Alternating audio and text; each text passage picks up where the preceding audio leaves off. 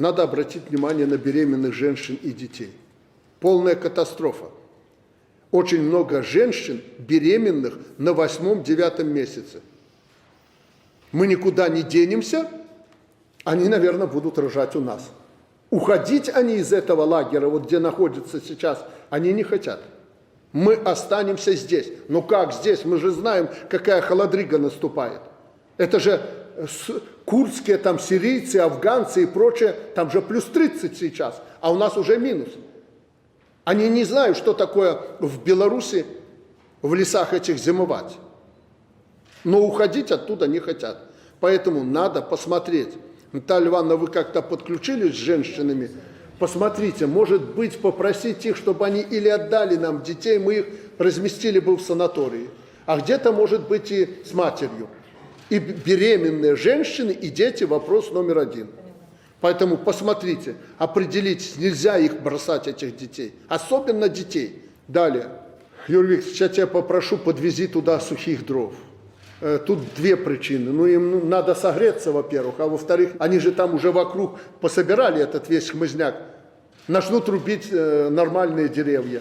Толку от них будет немного, а могут и вреда нанести немало. Поэтому у нас хватает этих сухих дров, надо привезти туда и сложить им, пусть они там разжигают эти огни, костры и так далее. Ну куда денешься? Уходить оттуда не хотят. У нас очень опасная наметилась там тенденция.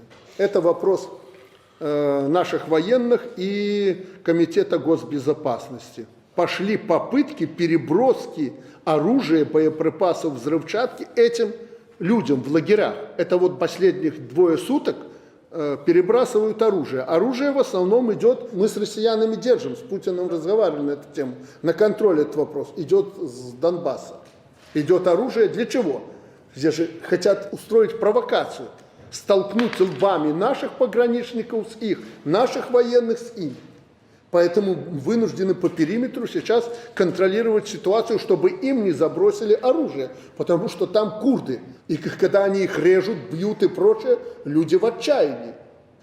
Любой автомат, пистолет, провокация и военный конфликт.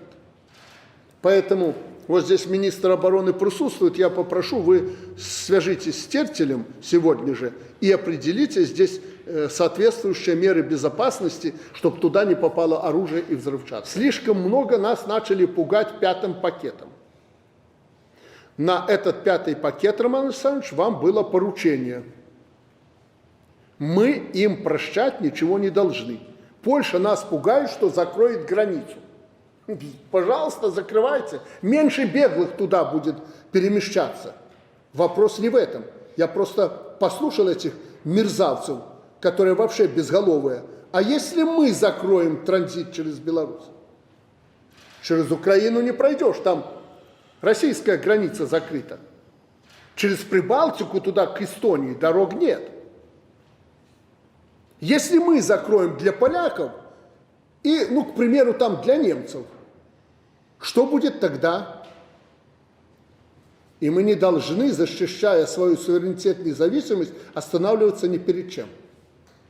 Мы сегодня увеличили через Беларусь прокачку природного газа, заполнен Ямал-Европа.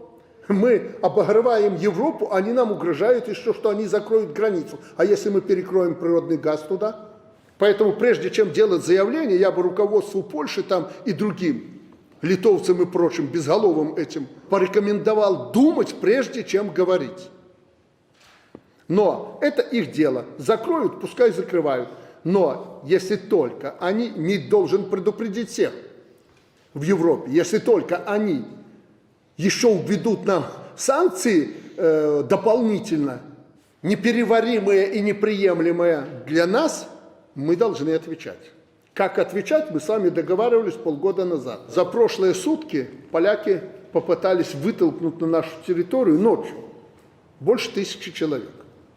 Больше 1000 человек. Вы понимаете, ловят их там вплоть до границы Германии, а может и в Германии, вывозят на границу и в разных местах начинают выталкивать. Правда, ни один человек на нашу территорию не прошел, у нас граница закрыта, там невозможно вернуться, да, они и не хотят. обижаются эти, сидят на нейтральной полосе, вот 322 человека, избивают, ломают ребра, чтобы не видно было, люди все в синяках, избитые, переломанные, выбрасывают просто на государственную границу. И что недопустимо, я не знаю, почему СМИ это каждый день не показывают, они открывают стрельбу в нашем направлении поверх голов. Страшное нарушение государственной границы, когда ты в направлении начинаешь сопредельного государства стрелять. Ну, я не говорю тут о морали. Вы видите, что ребенок этот просит воды попить, стоят как фашисты. Гестапо включают прожектора ночью, включают громкую связь и начинают травить кого? Детей. Дети спать не могут, которых они укладывают в эти несчастные палатки.